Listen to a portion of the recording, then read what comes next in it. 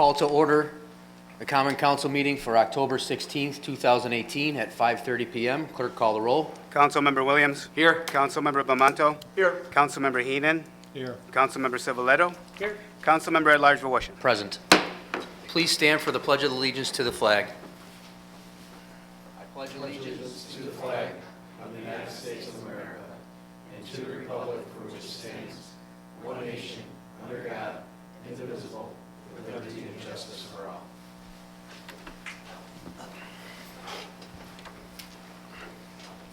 Assessor Tom Malechko is excused for this evening's meeting. Certification of the prior meetings. This is to certify that an official copy of the minutes of the Common Council meeting of Tuesday, October 2nd, 2018 was presented to the mayor on Tuesday, October 9, 2018. Pursuant to Section 3.03 of the Dunkirk City Charter, all items presented to the mayor are now in full force and effect. In witness whereof I have here to set my hand and seal of the city of Dunkirk, New York, this 16th day of October 2018. I need a motion dispensing with the reading of the minutes. So moved. Councilman Williams with the first. Councilman Civiletto with the second. Clerk, call the roll. Councilmember Williams. Aye. Councilmember Bamanto. Aye. Councilmember Heenan. Aye. Councilmember Civiletto. Aye. Councilmember at Large Voroshin. Aye. Reading of the privilege of the floor regulations. The privilege of the floor shall be extended to any person appearing for themselves, in which case the individual shall be limited to 3 minutes, and to any person representing a group who shall be limited to 5 minutes. When recognized, please stand and state your name and address. The city clerk shall have the duty of maintaining such time limits, and the councilman at large may determine in his discretion whether individuals are speaking for themselves or representing groups. Councilman at large Voroshin shall maintain good order and may require a speaker to cease speaking if remarks are made in bad taste, are slanderous, or not germane to any action taken or contemplated by council. The time limit specified shall be strictly adhered to, except that a speaker may be allowed to complete a statement or thought started before such time has expired. With that said, privilege of the floor is now open. If anybody wishes to speak, please step forward to the podium and state your name and address. Jason, I'm going to recognize you as a group, so I'll give you the 5 minutes instead of the 3. Okay. My name is Jason Durward. I'm at 428 Lakeshore Drive East, Dunkirk. And I'm the owner of A Cab Taxi here. Been here since October of '97. And I'd like to discuss with the council about the taxi cab regulations you guys have. A lot has changed in this last year with Uber and Lyft, and a lot of the medical companies that are coming in to do transportation for hire. I kind of feel on a part of us having to have a license to do what we're doing, everybody else is coming into the town, in the city, and doing that type of business without license, without inspections, without any permits. And we're coming up onto our renewal at the end of this year, so I'm just curious what the city's position is on this, because I think it should be changed into the policy. Your chapter 72 is pretty much what you have for taxi cab and their definitions of, and they say that taxi cab is a motor vehicle having a seating capacity for passengers of not more than 5 people. In addition, the driver used in the business of transporting passengers for compensation, but not operating on fixed route. Now, we've got Uber and Lyft all over the town. I've got the medical companies as well, picking up passengers, because we hear from our customers all the time about how they're taking the other companies. And we've also had a Morales cab that was running around in town too, locally. I brought to the clerk's attention to. I don't know if anything was ever done with that. And basically, like I said, we're coming to the end of the year with our renewal. I'd just like to know if we can make some changes to this. I did read your letter, Jason, and I remember you coming here years ago with concerns as well, prior to me even being a council person. You do bring up some very legitimate questions and concerns. Obviously, we just received your letter today, so we haven't had time to discuss it together as a group. Okay. But what we can do is put it on one of the committee agendas. Obviously, with technology and everything going on nowadays, your whole landscape, business landscape has changed drastically. Yes, it has. So that's something that we could put on one of the committee agendas and discuss along with the police chief as well. Your concerns about the other cab company as well. I don't know if that's a police department issue or a code issue or how that works. So we'll definitely take your concerns into consideration and discuss them, because like I said, you have some very legitimate questions. Okay, thank you very much. Thank you, Jason. Anybody else wishing to speak, please step forward to the podium and state your name and address. Good evening, Jim Fisher with Revitalize Dunkirk, P.O. Box 107 Dunkirk 14048. Our October meeting is this Thursday, October 18th at 6:30 p.m. at the Fredonia Technology Incubator, 14 Central Avenue. Our guest speaker will be a representative from the P-Tech STEM Academy of the Dunkirk School District. Come join us at the meeting or check us out at revitalizedunkirk.com or on Facebook. Also, several months ago, members of Revitalize Dunkirk and community members also appeared before the Common Council and implored for the adoption of a landlord registry. Since then, we haven't heard much as to the progress of adopting the registry as a guideline or a law. We just want to know what is the current status of the landlord registry. Thank you. Maybe Councilman Civiletto might want to speak to that during his comments, since he's a champion of that. Anybody else wishing to speak and take advantage of privilege of the floor, please step forward to the podium and state your name and address. Anybody else wishing to speak, please step forward to the podium and state your name and address.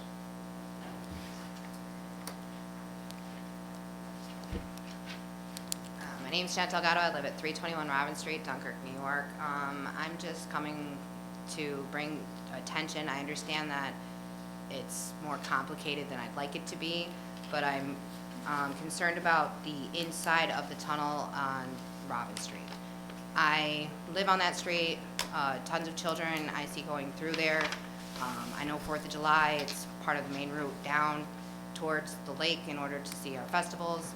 And upon walking through there, I was appalled. There are swastikas, there's the N-word, there's KKK symbols, Gas the Jews, pornographic images. It's not a good thing.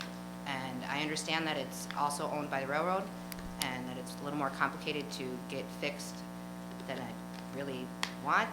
But I'm just asking if you guys could possibly look into possibly repainting down there or trying to figure out how. It's very disgusting. People have drawn male gender parts all over the walls where my daughters have to go through there and see. And the N-word is very big and visible, saying that the N's love the KKK, and there's swastikas, and it's not anything that I feel children on their way to and from school should have to peer their eyes at in order to get a better education. So I'm just really concerned and would like you guys to look into seeing how we can remedy that situation. Okay. And that's all. Okay, thank you, Jen. Anybody else wishing to speak, please step forward to the microphone and state your name and address. Anybody else wishing to speak, please step forward to the microphone and state your name and address. Seeing none, privilege of the floor is now closed. Communications from the mayor, including disapproval messages. Mr. Chairman, I just have three quick announcements here. The first is reference to the senior center. There will be a press conference at the senior center regarding the grant funding that the city will be receiving for improvements to the senior center on Monday, October 22nd at 10:15 a.m. And I'm looking forward to this press conference and further discussing the future improvements to this important service within our community. These improvements include kitchen upgrades, more space to provide further programming, including adult daycare services, which has been requested at that site, as well as being able to provide healthcare services by the Chautauqua Center, which again are services that have been requested. Also, today I met with President Horvath and Mayor Landis to sign a memo of understanding between the city, village, and the college in regards to the Central Connection Roadmap that was established in 2016. This agreement further strengthens our parties' collaboration and connection between Central Avenue and continues the commitment to supporting current and future projects that will benefit both communities. And the third here, the city will be holding a ribbon-cutting ceremony at Point Gracia Park on Monday, October 22nd at 12:30 p.m. This ceremony will celebrate the $500,000 grant improvements to the park.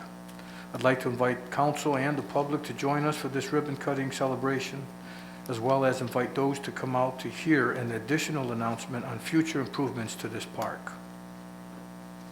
I'd also like to, at this time, give the floor over to our Director of Planning and Development for further comments on this project.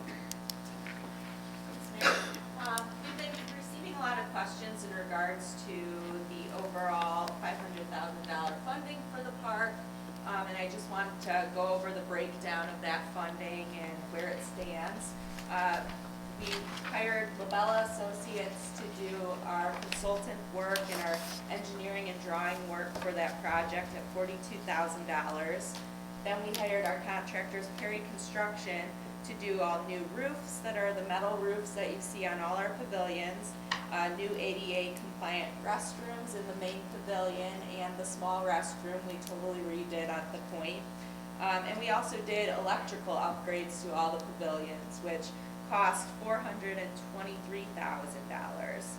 With that funding, we had $34,000 roughly remaining, and we were approved to build an additional pavilion at the site. And that included costs such as lumber at $5,000. Lock It Down Construction was our contractor, which roughly $7,000. Andy B. Concrete did our concrete pad for roughly $6,000. Also, Farrell and Sons put on a new metal roof at $10,000. We had electrical there for $289. Signage was also included at just under $3,000 for the park. And we also included some new improvements to the volleyball courts. And we have a remaining of $1,238, which we're going to probably be doing some kind of pet stations, some pet waste stations, or some type of garbage bins or a possible bench. So we've got a little funding left over, and we just want to make sure that all of it is put towards the point. That was what the grant was specific towards, and we're really happy that we were able to receive that funding through Senator Young's office. So just wanted to give that update for everyone. Thank you, Rebecca.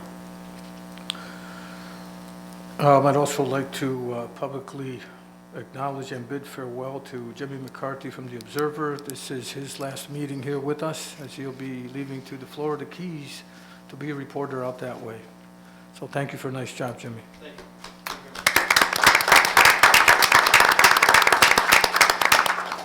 That's all I have. Thank you, Mayor. Communications from the public and petitions. Number one, prior written notice for a tree with issues at 758 Deer Street. this will be received and filed. Number two, Notice of claim from Janice Penharlow for cleanup of sewage in basement allegedly due to flooding on October 6, 2018 at 241 Lincoln Avenue, also requesting the report of the main sewer line. any discussion, council? I need a motion to refer this to the Law Department and DPW. So move. Councilman Williams with the first, Councilman Bamanto with the second. Clerk, call the roll. Councilmember Williams? Aye. Councilmember Bamanto? Aye. Councilmember Heenan? Aye. Councilmember Civiletto? Aye. Councilmember at-large Voisin. Aye. Number 3, request from Edward C. Devine on behalf of the Dunkirk Democratic Committee to use a speaker car within the Dunkirk city limits on November 6, 2018, from 12 p.m. till 2 p.m. and from 4 p.m. till 6 p.m. to remind local citizens it's election day. Any discussion, council? I need a motion to refer this to the appropriate departments as well as approve, subject to appropriate insurances and usual conditions. First. Councilman Bamanto with the first. Second. Councilman Williams with the second. Clerk, call the roll. Councilmember Williams? Aye. Councilmember Bamanto? Aye. Councilmember Heenan? Aye. Councilmember Civiletto? Aye. Councilmember at-large Voisin. Aye. Reports of standing committees, boards, and commissions. Councilman Williams? Randy, how's that light coming on Second and Roberts? The councilman, I spoke with the city electrician, Mike Provision, this morning. He was 1 story underground installing the new 16-inch flow meter to the water plant as part of the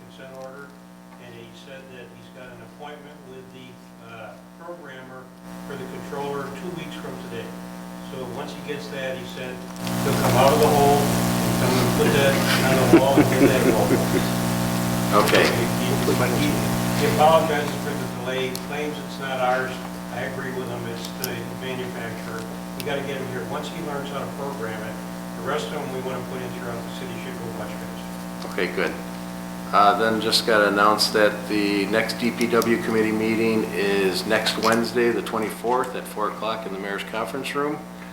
And Friday, October 26th, the council is invited to be on the WDOE viewpoints. Hopefully other council members can show up and won't have me out there by myself, because that's not as much fun then. And like the mayor said, I'd like to wish Jimmy good luck in all he's doing down there in the Keys, and hope them hurricanes don't get you. Thank you, Councilman Williams. Councilman Bamanto? Randy, you said there's a sinkhole on Central Avenue, which part? Right in front of it, it's a 900 block of Central Avenue, and we're taking a look at it. We dug it up and we're exploring that. We expect to get it fixed tomorrow. Talked to the mayor, talked to the treasurer about whose fault it is. Paving is scheduled to start for Central Avenue on Thursday. So we have to very much fast track this one, to get it fixed before paving day. The sinkhole, David was just asking me how deep it is. Pipe is 50 feet below the surface of the road. So I'd like to compliment the streets division today for getting down to it, exposing the problem, and hopefully we can get that fixed tomorrow. Okay, thanks. Mayor, do you have an update on LED lights? Yes, we did meet over the weekend, and we spoke today. We are now in the process of drafting up an agreement, which will be looked over by the attorneys, and then we'll proceed with a formal resolution for signing. Thank you. And just like to wish everybody a happy and safe Halloween. That's all I have. Thank you, Councilman Bamanto. Councilman Heenan? Yeah, I had become aware of the cost of the bandstand building down at the Point Gratiot. I believe it to be a little over 400 square feet. And the cost, which I think is excessive, is over $32,000. I'm not a contractor. I'm not sure. Rebecca read us out the numbers. So I guess at this time, I'll accept those numbers.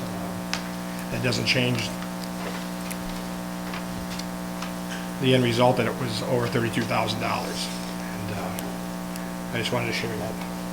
And good luck to Jimmy. Enjoy the Keys. Hope to see you again. Thank you, Councilman Heenan. Councilman Civiletto? Yeah, wanted to make a report from the Public Safety Committee. We, being the chiefs and the clerk, the city clerk and the law department, are going to get together to work on a procedure for an emergency services request. We're still kind of hammering out how long maybe it should be, as far as what kind of notice you should give and if you should do that, and the legal, or just how we're going to write it up, and I'll let the council know what we kind of come up with and see if you guys want to work on it at all. Also, the Robin Street Tunnel, that seems to be something that's been brought up at the Public Safety Committee many times. And I will, now knowing that, I've always known that it was a safety problem because it's starting to fall apart on the north side, I believe. So now that we're seeing that there's offensive graffiti on the inside, I'm not really sure what we can do, because it's, it is CSX, and if we go in there and we do something and CSX doesn't want us to do it, they may close the tunnel and then we don't have access at all. So that's why it's a touchy situation. Do my best to see what we can and can't do. in reference to the landlord registration, the Rose Flammable, it's known as the Rose Flammable Plan.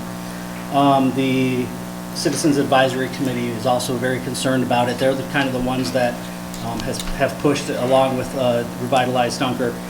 And as of right now, it seems to have hit a brick wall. And we've had quick meetings, the mayor and the law department and the economic department and I have sat together and talked about it for a little while, but it's been a couple of months, so I'm going to try again to see what we can do. It seems to be tough with what Buffalo has gone through and how theirs works and how Erie's works, and we'd like something that can actually work instead of just trying to push something through that doesn't. So it's still in the works. And then I just wanted to also talk about in front of 73, I think it is, Ruggles Street, there's a little sinkhole. I talked to the plumbing department the plumbing contractor that was in charge of that, and they said that they're going to get to that. Just to be patient, because when they get their paved, they're going to do a couple of different places in the city. So they're going to fix that. So if you're on that part of the street, be careful, because it is getting deep. It's probably about 4 to 5 inches deep now. So when you hit it, your whole car goes, it does sink a little bit, so just be careful. But also, that's going to be fixed very soon. And that's it. That's all I have. Thank you, Councilman Civiletto. Councilman Heenan? Yeah, I just wanted to make a remark about the bridge there, the Dutch Hill underpass. I seem to recall about a dozen years ago, there was a gentleman, when we had problems down there, a gentleman actually took it upon himself, and I think paint was donated to him, and he went down there, cleaned it all up. And I would be more than happy to donate the paint if that's all it takes. We're not on the tracks. I don't know if that makes a big difference or not, but if it's that disgusting, as a young lady says, and that's something we just take upon ourselves. If the railroad wants to, come at us for it, then they can be on their backs. But I think that's something we should have cleaned up right away, and I'd be more than happy to help out in any way. Thank you, Councilman Heenan. I actually had it on the agenda to ask Randy about that. Go ahead. Yes, I'd like to thank everybody for calling that to our attention. Treasurer Woods points out that he's familiar with that area, and that's been a graffiti problem for more than 60 years. I'd like to remind people that graffiti is a criminal act, criminal mischief, and we have successfully prosecuted those criminals, and it can be as high as a felony.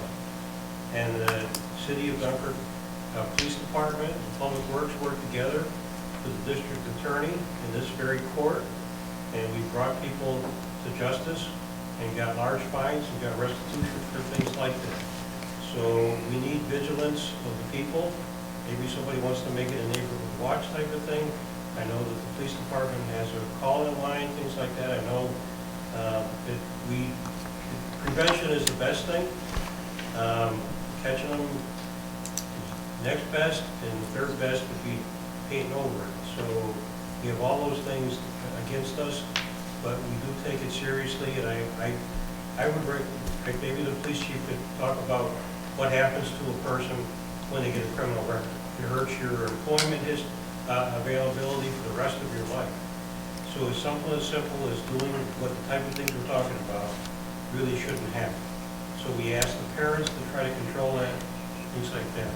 Chief, would you? Yeah, you said it perfectly, Randy. I would only add that any of the residents that do live around there see kids or anyone going in that tunnel, if they've got a backpack or something that looks like they're doing anything, call the police desk right away, and we'll get cars right over there, and we'll see what we can do, and hopefully catch somebody that is damaging it. I think if we get it repainted, that would be a good thing as well too, because part of it is when people graffiti it, you can't let it be there. They do it for a reason, to show it. So the sooner you cover it up, the message we send back to them is, we don't want that.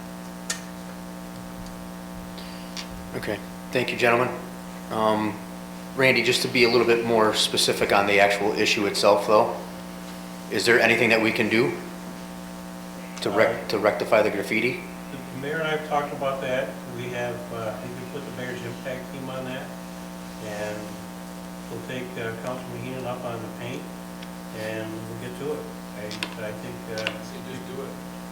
pardon me? Just do it. Absolutely. Yeah, I think if the railroad gets mad at us for doing the right thing, then let them get mad. Okay. Thank you, Randy.